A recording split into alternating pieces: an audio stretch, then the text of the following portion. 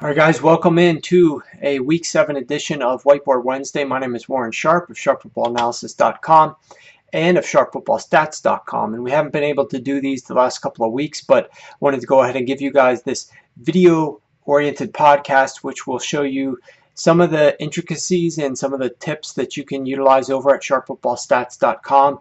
I'm going to be basically giving you guys some tutorials, some of the new features that I've implemented over there within the last couple of weeks, some strength of schedule, some matchup things, which really going to help us be able to get some good takeaways heading into this upcoming Week 7 and use those to our advantage. And then we're also going to talk about some other things, including toxicity and play frequency. So with that said, I definitely do want to encourage you guys to be frequently checking out sharpfootballstats.com. I upload all the metrics in there Monday morning from the prior Sunday games, and then this morning, which was I'm recording this on Tuesday morning, that's when I get the Sunday night and Monday night football data up into the system, and we can start cranking out some visualizations and looking at some of this information pretty nicely. So with that said, let's go ahead and dive right into it. Okay, guys, we're now here checking out sharpfootballstats.com on the main home page. And the first thing that I wanted to do is go ahead and talk to you guys about the strength of schedule.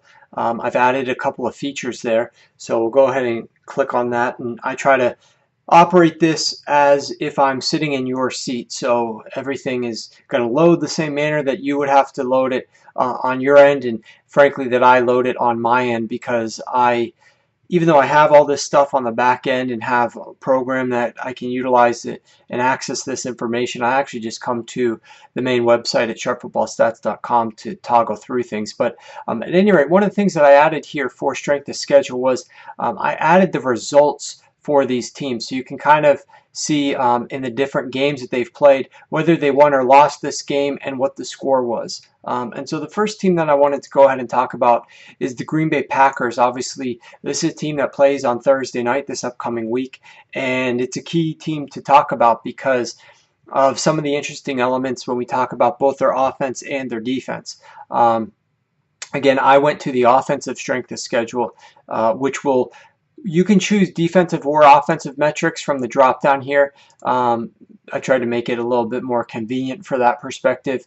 But the other thing that you would want to do is if you wanted to look at a team's defense based upon opposing offenses, that's where you would have to go to the defensive tab, which is up here, and look at that strength of schedule, because right now I'm at the offensive tab looking at strength of schedule, and therefore I'm seeing defensive numbers here. And we'll get down to this section in a second, but let's focus on the section here at the top, where basically we're looking at the opponent's rank in defensive efficiency for the Green Bay Packers. And one of the things that we note, and specifically I wanted to actually look at pass efficiency defense. And one of the things that we'll note here is that the Green Bay Packers they faced a couple of more difficult teams here at the start of the season in terms of year-to-date pass defensive efficiency metrics. While it may be surprising that the Jaguars are as high as they are, the Minnesota Vikings should not surprise anybody. The issue for the Packers is that their offense clearly is struggling, passing the football is struggling, and they've faced one of the worst teams defending the pass in the NFL, the Lions. They've also played a couple teams that are definitely below average. They now face the Chicago Bears, but they better get this passing game on track, because one of the things that's interesting and unique about the Green Bay Packers schedule is this stretch from week 3 to week 7 where they do not leave town. You can see home or away listed right here. They went to Minnesota, their last road game, and that was all the way back in week 2. They're not going to go out onto the road again until week 8. So they play 4 straight home games plus a bye thrown in here. Then they go on the road against a poor, so far, pass defense of the Atlanta Falcons, and then they host the pass defense of the Indianapolis Colts. If by this point in time they don't have things figured out with their passing game, they're going to be struggling, because these are 3 straight road games, weeks 10 to 12, against top 10 almost pass defenses, and then they've got several more here, even though they've got a few of these at home. The Vikings again, the Seahawks, the Texans. So it's not going to be easy for this Green Bay Packers passing offense. And actually what we can do is scroll down here And what I wanted to show you is that if you want to look specifically, right now we're looking at future games here. You can select past games if you wanted, or look at the whole picture, but right now I'm looking at future games only. So all of these metrics down here in these rankings 1 to 32 of who has the easiest schedule, which is up here, who has the most difficult schedule, which is down here, based on either pass defenses faced, run defenses faced, or total defenses faced. You can segregate that out. So in this case, I want to look at this brutal stretch they have from weeks 10 to 17. And if I do that, I can, I'm looking only at future, so that's why only 7 onward shows up here. I can get rid of these 3 weeks here, and instantly you're going to see populated the Green Bay Packers now the most difficult upcoming schedule of opposing pass defenses from week 10 onwards. So, and it's not even close. I mean, the drop off between them and the number 31 team, which is the Titans, is pretty massive.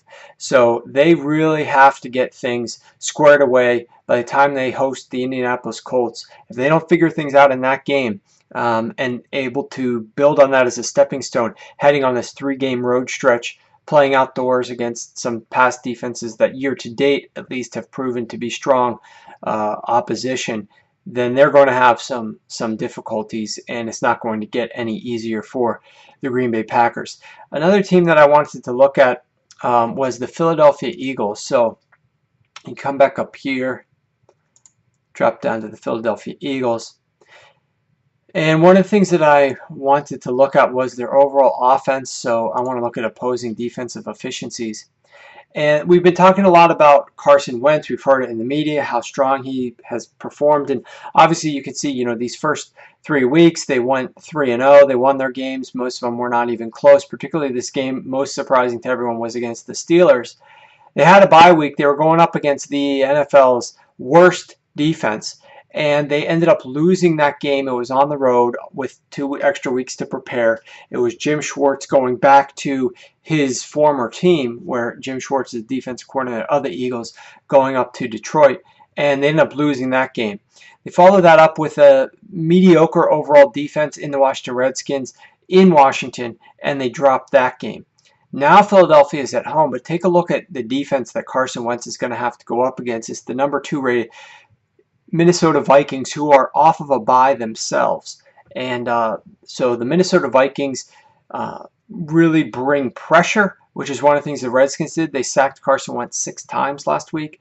So the Minnesota Vikings are going to be able to bring pressure. They're going to be getting after the quarterback. So this is definitely the toughest test so far this year for Carson Wentz, after having faced a number of easy defenses. And you can say, well, how easy of defenses was he facing? Well, you can just go down here. Let's say you wanted to be able to cite specifically how easy or difficult he has faced compared to the rest of the NFL. We look at past games only, and if we want to scroll down here, we'll see that overall the Philadelphia Eagles have faced the easiest schedule of opposing defenses so far this year, the number 1 easiest schedule. In terms of pass defensive efficiency, it's tied number 2 along with the New Orleans Saints, and run defense, they're number 2 by themselves. So the Philadelphia Eagles, you know, these numbers here that you see at the top, the bars that are a lot of green, very little red, you can definitely then take that the next step and actually come down here and try to verify, okay, is what I'm seeing here really well above average? These teams really are this bad, and in fact no other teams have really faced opponents quite this easy. You just come down here and do that little exercise, and boom, you can see for yourselves that yes, in fact, Philadelphia Eagles have played the easiest schedule of opposing defenses so far this year. One of the things, so this is looking ahead. This is looking up at upcoming games, week 7. Also, take a look at going back, and I want to look at the Green Bay Packers, because this is something that I did over at sharpfootballanalysis.com when I was previewing this and this specific game, where I was looking at the opposing rushing offenses for the Green Bay Packers. And to do that, actually, the best place to go would be to the defensive strength of schedule, because then we'll get the graphics at the bottom, which will forecast or project opposing offenses into the mix. So once this loads here, we're going to go ahead and select the Green Bay Packers, and we're going to give it a second here. There we go. Green Bay Packers.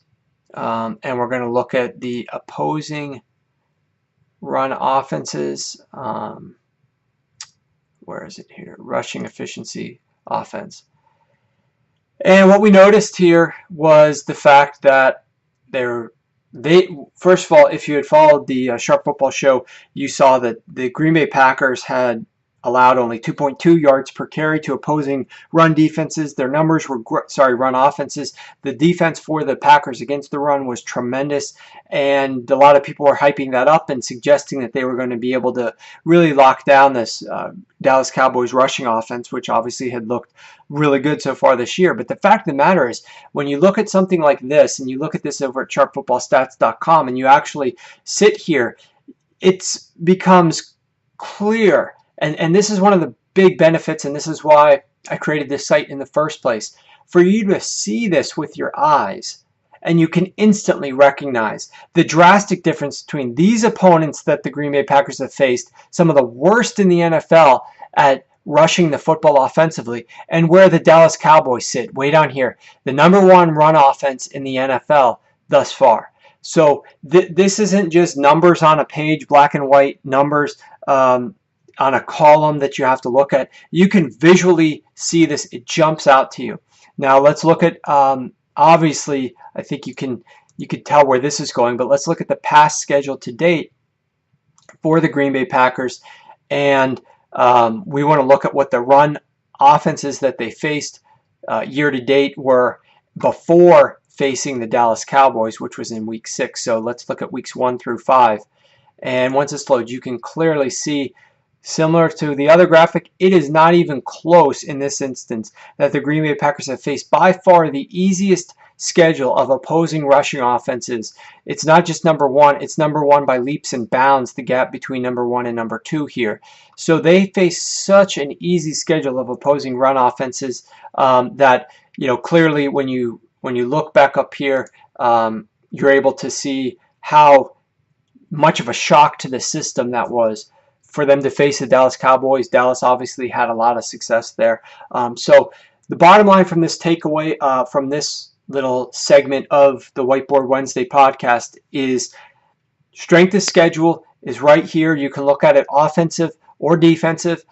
One of the things that I want to note is one score, pass or run, offense or defense, obviously. And what one score does, that's a metric that I've created using data here inside Sharp Football Stats, and it tells you right here. But if essentially I throw out the fourth quarter, where teams in most cases are calling plays because of what the score is and how much time is left in the game. Quarters 1 to 3, they're tending to implement their strategy. Obviously, things can get out of control in quarter 3, which is why I eliminate when a team has a super large lead or is trailing by a large margin. So we're mainly focused on one-score games. Whenever a ball is snapped and the game is within 8 points, whether the team's up by 8, down by 8, or anywhere in between, what are they doing? Are they running? Are they passing? Or in this case, let's measure their success rate and their opponent's success rate during these times when the play calling is kind of up in the air and a team should be able to do whatever they want to do. We use this a lot for play frequency, which we're going to discuss in a minute, talking about how often a team wants to run or pass the football, but it's also really helpful to use it to look at offensive or defensive efficiency. So that's what I call one-score success rate. And so you can look at that in addition to just general efficiency metrics here. The other thing too, I allow you to do with this is you can look at how teams rank based on yards per pass attempt, offensively or defensively. You can look at how teams face yards per point. That's what this one is, yards per point. Total efficiency, special teams efficiency, pace. So there's a lot of things in here that are going to give you instant visuals updated throughout the course of the year, and I think you're really going to enjoy this feature. So hopefully you guys like this. Let's go ahead and talk about another one of the cool visualizations that I added to this, and that is up here at the year-to-date offense versus defense. Okay, so up here at year-to-date offense versus defense, basically what this allows you to do is you can, from a drop-down, select an offense, you can select a defense, and you're able to see how this offense did over the course of the entire season on a week-by-week basis. And separately, you can study how this defense has performed against the same type of metrics, obviously against different opponents, because in this case, I'm looking at a matchup that's occurring this week when Minnesota plays the Philadelphia Eagles. It is possible for you to choose the Philadelphia Eagles as the offense, and then you can look at on a week-to-week basis how this team's performing on both sides of the ball. So you don't have to use this solely for matchups. You can use this to look at a specific team in a lot more detail. But one of the things that this allows you to do, I've broken it up into segments here. So you've got total offense for the Vikings. Of course, in this case, whenever we're talking offensive numbers, it's whatever team you have selected here versus all the defenses that they faced. So here's a week-by-week look at how they've performed. You can then go down, let's just stick with the Minnesota Vikings offense, because the Philadelphia Eagles defense is going to be reflected right below that using the same setup. But then we go, after going total, we go by down. And so we get a look at, on a weekly basis, how they fared on every single down where they've attempted an offensive play. Obviously, we're not looking at punting or field goals. We're talking about runs or passes. Then you can look at how they did just strictly based on passing, quarterback play, week-by-week basis. You can look at his rating. You can look at how his efficiency is doing and things of that nature, explosive passes, all that's there. You can look at receiving. So each receiver is going to be listed here. I believe that I sorted this based upon usage. So in terms of which guys have been targeted the most, which guys have been targeted the least, those guys are going to show up down here at the bottom. And then we look at rushing, of course. So let's scroll back up here. There we go. Okay, so we look at the rushing offense, and over the course of time, as more players are going to get inserted into here, I'm going to expand this graphic. So unfortunately right now, some of this is a little bit tricky to read when you talk about multiple quarterbacks running through the system. They lost their starting running back. They're playing a bunch of running backs here. A lot of times teams won't have so many offensive rushers in the same season because they've got wide receivers worked in the mix as well. But I will expand that over time so that we can see these things a little bit more clearly, but you can see how these guys are doing on a week-to-week basis. Now, along with everything that I'm trying to do with the box scores as well as with these year-to-date offense versus defense, I wanted you to be able to see visually success rates over here. Now, one thing to contemplate for the success rates themselves is that these are always going to be green if it's good for the offense and red if it's good for the defense. So in this case, you'll notice that the color schemes over here are going to be duplicated in terms of how they've done up here, because I've sorted it, I've copied the color coding up to the actual game itself. So we're looking at the Minnesota offense so that you can see when they've had their most successful performances and when they've had their least successful performances in terms of successful play rate, which you can see here. So 51%, that was their best. They were at their worst down here at 37%. That's why it's the darkest shade of red. Conversely, for the defense, when the defense is holding opponents down, so the offense that they're playing is not doing well, then they're going to be shaded with a dark red. If their defense is not doing quite as well and the opposing offense has a better success rate, they're going to be shaded with a green. So green does not always mean good. Green means good for offense. Red means bad for offense, which is therefore inherently good for defense.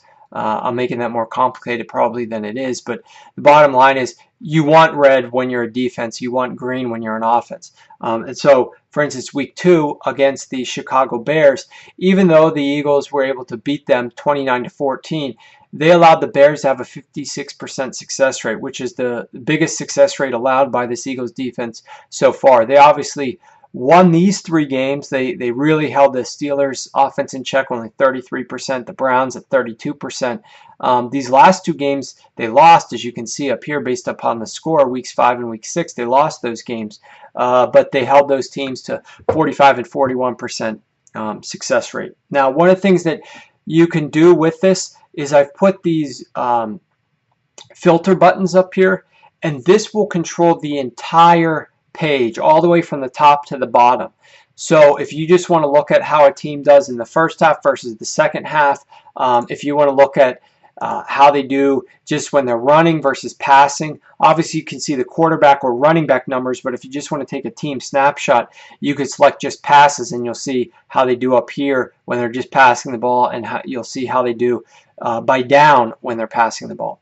In this particular case, I want to show you guys something interesting here. Let's look at in the first half, because one of the things that I believe I've mentioned to you this before to you guys, but the halftime adjustments by Mike Zimmer, pretty good. And the halftime adjustments actually by Jim Schwartz, also very good. So in this case, let's focus more so on, we're looking at the first half only. And you can tell by just the color scheme, that's why I did it like this. You don't have to really look down the page and do a whole lot of work. The Philadelphia Eagles defense, really not very good the first half against these couple opponents when they lost their last 2 games. Their defense was decent here in the first half, but I want you to see this when I switch over to the second half. Take a look at what Jim Schwartz is able to do here. When we get rid of these 2 and we add the third and the fourth quarter in there. Look at how dark red it gets in the second half of these games when Jim Schwartz is implementing halftime adjustments. I mean, it is absolutely ridiculous. This happens to be when the Chicago Bears did some good things there, but for the most part, this Philadelphia Eagles defense has really put the clamps on opponents in the second half. Now, interestingly enough, if you remember from looking at the prior page, that's when the Minnesota Vikings have not been that great in the first half offensively. They were good against the Houston Texans last week, but prior to that, not all that great offensively. But in the second half, they have been better. That's when they mounted their comeback against Carolina. Remember, they were losing that game at halftime. They came back and mounted a comeback on the road. And since then, they've played these 2 straight home games there. So this is going to be a road game. And if they're going to try to do something in the second half, they're going to be going up against one of the better halftime adjustment defenses in the NFL.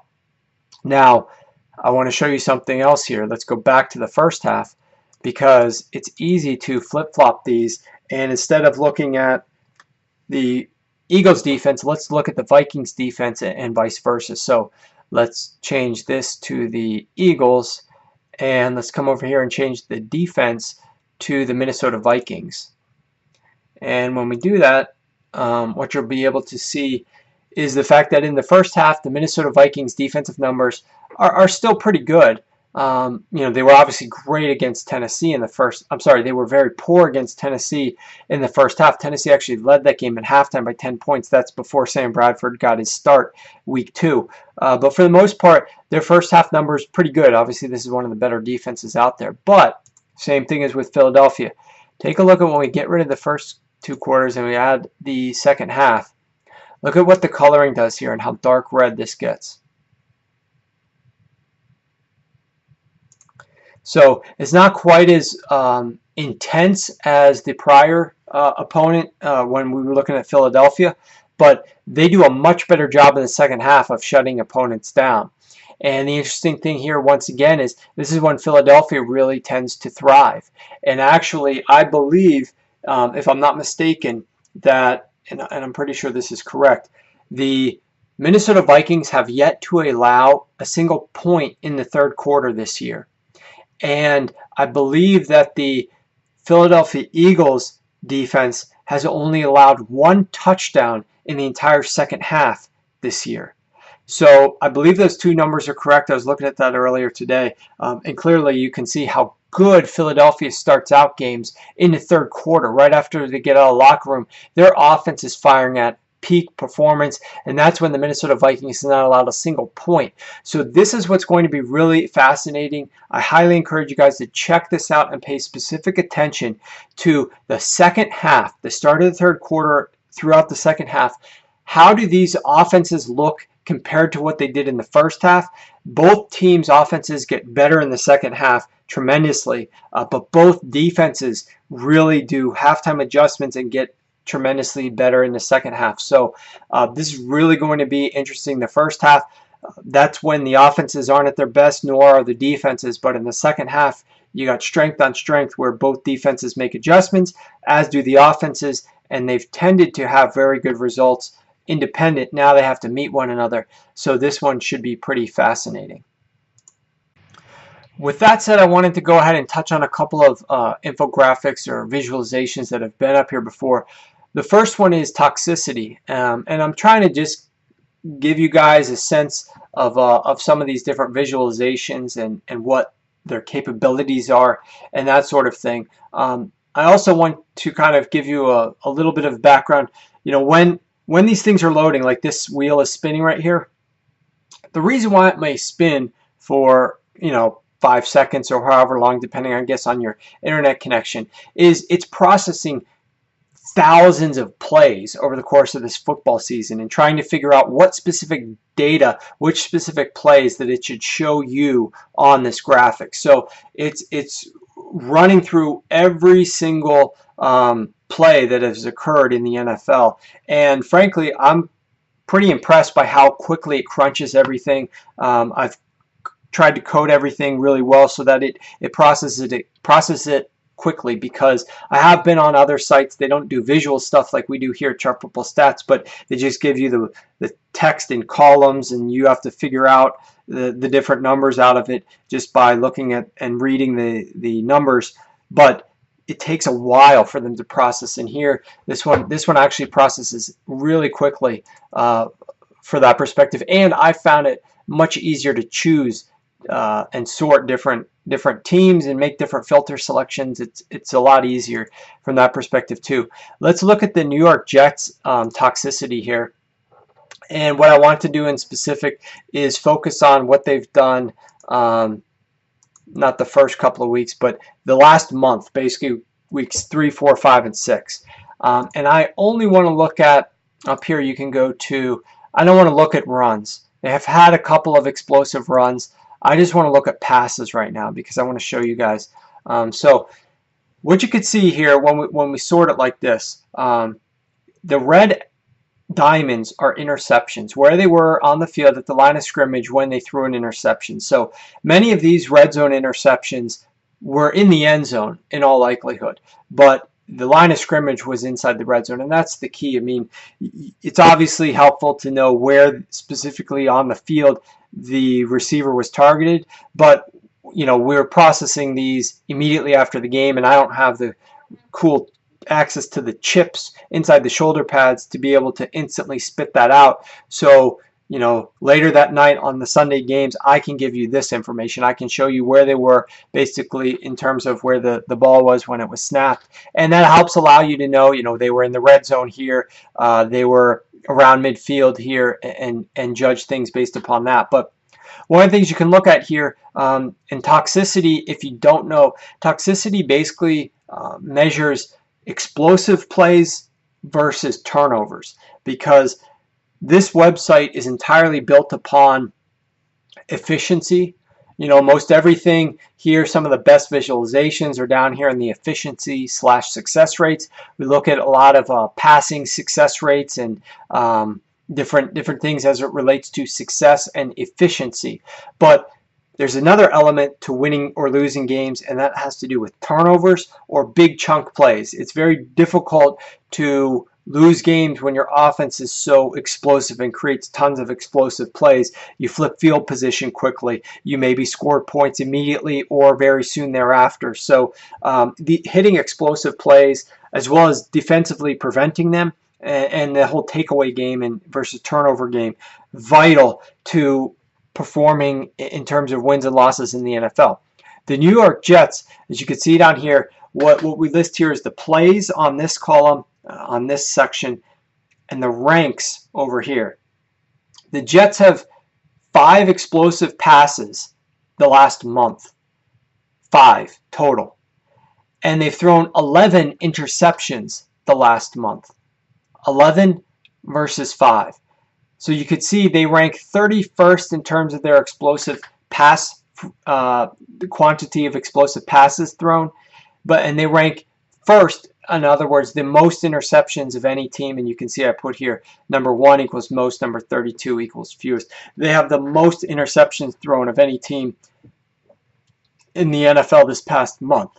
This should be cause for any quarterback to lose his starting job.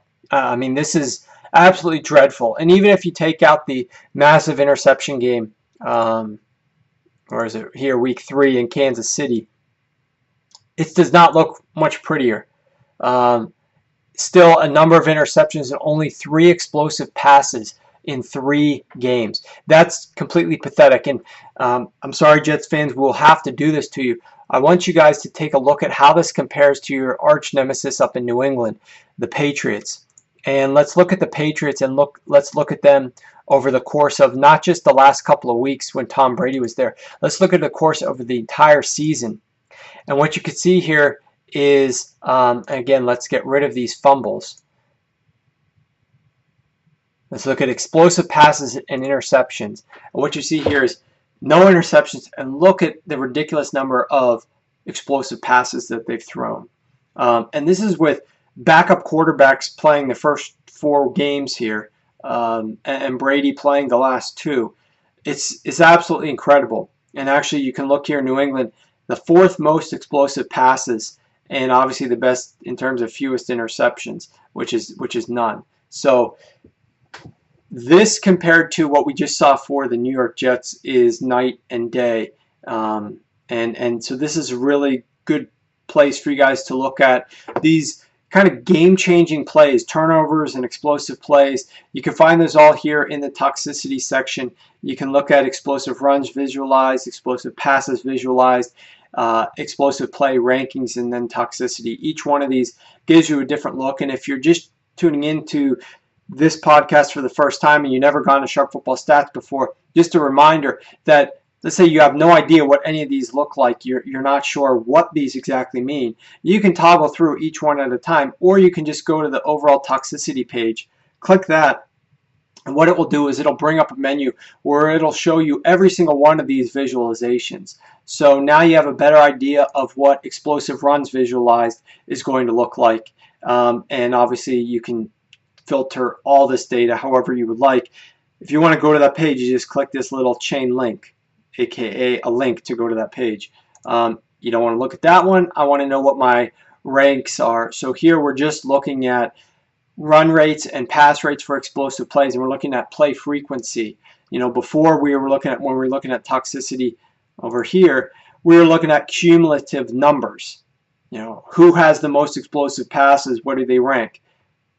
You know, obviously in this one here, we're looking at frequency, percentage of explosive passes out of all passes, that type of thing, and ranking those teams. So that's how that works.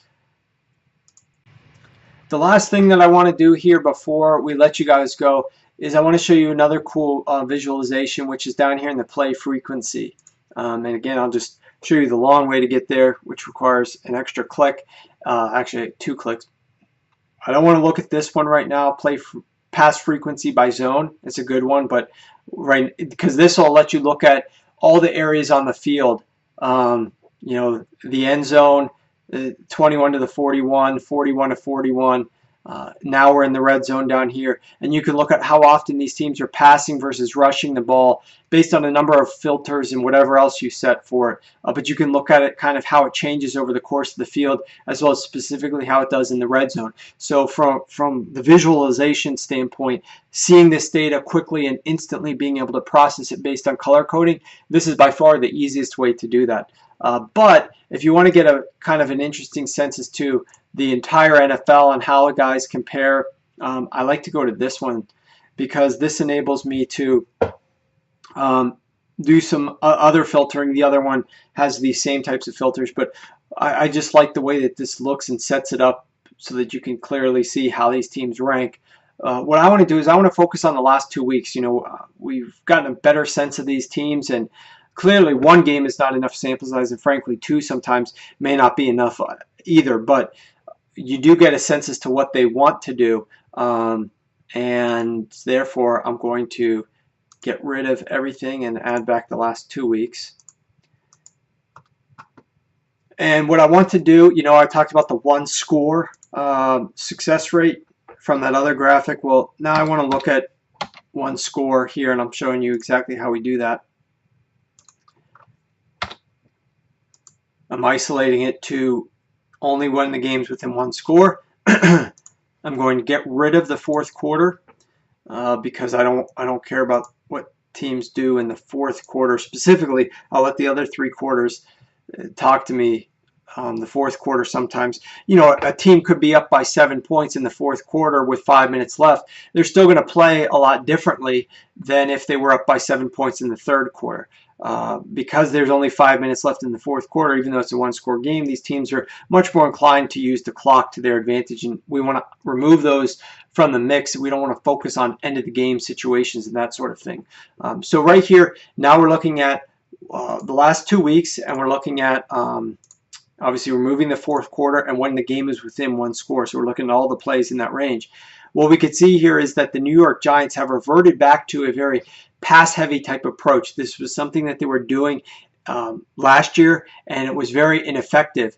They obviously have had injuries to their running backs, so they got Jennings back last week. They've also been going up against some difficult run defenses. So I'm going to be really interested to see how they do this week. They're playing over in London at the early 9:30 a.m. Eastern Time kickoff in London. I want to see how this team does in terms of performance and what their play selection is and their play calling volume is against the St. Louis Rams defense. Are they still going to be as pass heavy as they've been? Because this is really, we're not talking about one quarter here. We're talking about over the course of the last 2 games, 75% pass when the game is within one score. So again, I'm not talking about they're trailing by 14 points and need to come back. This is manageable situations that are not end of game, and they're throwing the ball 75% of the time. Now, the New England Patriots, they got Tom Brady back, and guess what they've been doing? They've been passing the ball all over their opponents the last 2 weeks. So we know that Bill Belichick tends to attack his opponent's weakness. So if they're playing a team who had a horrible run defense, and a decent pass defense, they're going to run the ball a ton. So far, they've played teams that they've been able to throw the ball on. I also think it's kind of intentional in some respects that they're passing the ball as much as they are, especially when the game is even slightly out of reach. Tom Brady missed a lot of reps in the preseason. He missed a lot of action in the first 4 weeks. Obviously, he couldn't pass with the team. So think of all those reps. Think of all the practice time reps. Think of all the game reps that he missed. He's trying to get back on the same page with a lot of his receivers. So I'm not shocked by this one bit. I know some people thought maybe they'll ease him in or things of that nature. I don't see that whatsoever. I'm expecting against the Pittsburgh Steelers that they're still going to have a lot of passes by Brady simply because they want to reacclimate him with this offense, with his new tight end and Martellus Bennett, how he interacts with Rob Gronkowski, how the receivers play off one another. Chris Hogan's in there as well. So there's a lot of guys that are new pieces. Now he's throwing to Kevin White out the back. He started off last year with Dion Lewis. So there's a lot of other guys in the mix now that Brady has to get acclimated to and comfortable with. And it's not as if he just missed these 4 weeks of practice and game. He also didn't get nearly the amount of reps in the preseason that he normally gets.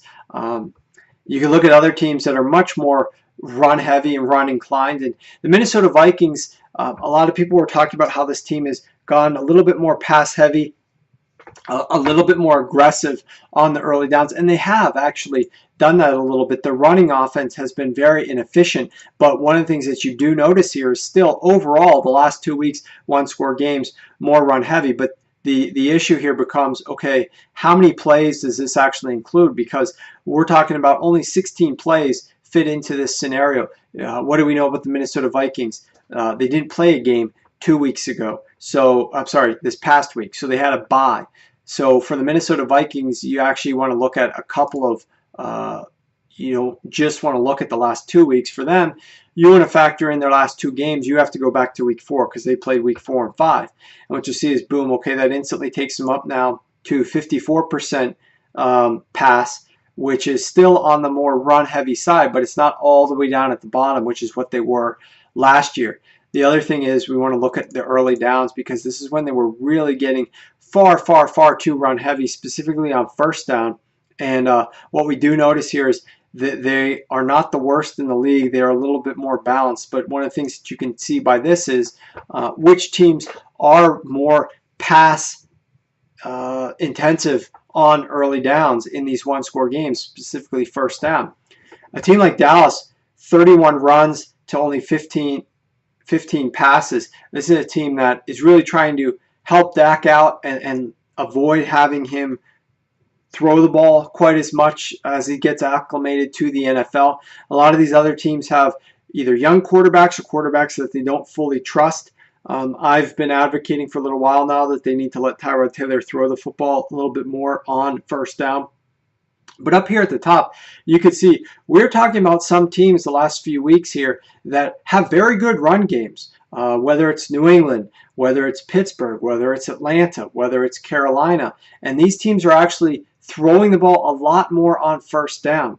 And so that's one thing that we're going to study next week is how well these teams who are throwing the ball so much on first down, why are they doing that? Is it because they get more advantageous situations for the quarterback when they get defenses there? They don't know if you're going to run or pass. Whereas you show up in 3rd and 6, you're almost always going to be passing the football. So why would you constantly want to run the ball on first down or second down and set yourself up potentially for a 3rd and long, and the defense knows what you're going to do? On 1st and 10, the defense has no idea exactly what you're going to do.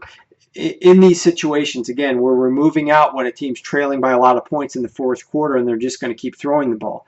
We're removing those from the situation. We're finding some of these teams do like to throw the ball a lot. The last thing I'll leave you with is the Pittsburgh Steelers. Obviously now Landry Jones is taking over. This number is going to plummet, in my opinion, tremendously. But we'll see what Todd Haley decides to do here, but it would be foolish, in my opinion, to throw the ball 64% on first down like he's been doing the last 3 weeks that they've played. They have got to try to run the ball a little bit more on first down because the play efficiency from Landry Jones on first down is not going to be nearly the same, give you the same output as what it was with Ben Roethlisberger there.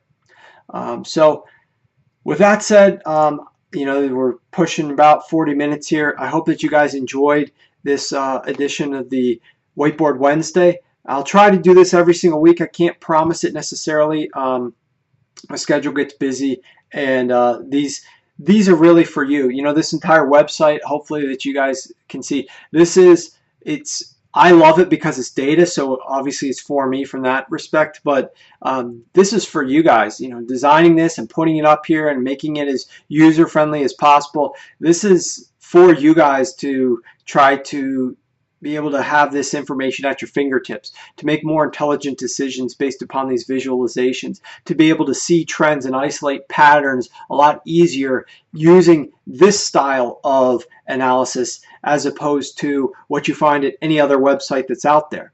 And then the element that you can sit here and filter by specific opponents, by weeks, by down, by distance, by quarter, by place on the field, inside the red zone, inside your own 50, whatever you want to filter it by. There's so many ways to quickly process this data and crunch it. So I hope that you guys are enjoying this, and I certainly have enjoyed the first 6 weeks of the season being able to use this information in my own analyses, and I hope that you guys have as well. So with that said, enjoy these games. We've got the Thursday night game upcoming with the Packers hosting the Chicago Bears, and that game's going to be obviously fascinating. We kind of talked about several of the things that are going to factor into that game, and of course a number of the games this weekend. So hope you enjoyed this episode, and good luck this week. Definitely stay tuned and follow the Sharp Football Analysis podcast, which you can get on iTunes, and that you'll really be able to. We're going to post a podcast up this upcoming Saturday, It's going to be Evan Silva of rotoworld.com and Bill Crackman Krackenberger, a professional bettor in Las Vegas, who I work with on an extremely close basis. Just talk with him multiple times throughout the day during the football season, 7 days a week, basically. And he's going to give you some great insight, answer some questions from Evan about the lines and what they mean maybe potentially in daily fantasy, and some things you can learn from them, some things that you should avoid focusing in on them too much. I think it's really going to be educational and informational. So check that out. It's on iTunes. Sharp Football Analysis Podcast. We'll record this episode Friday night. It'll be up on Saturday morning.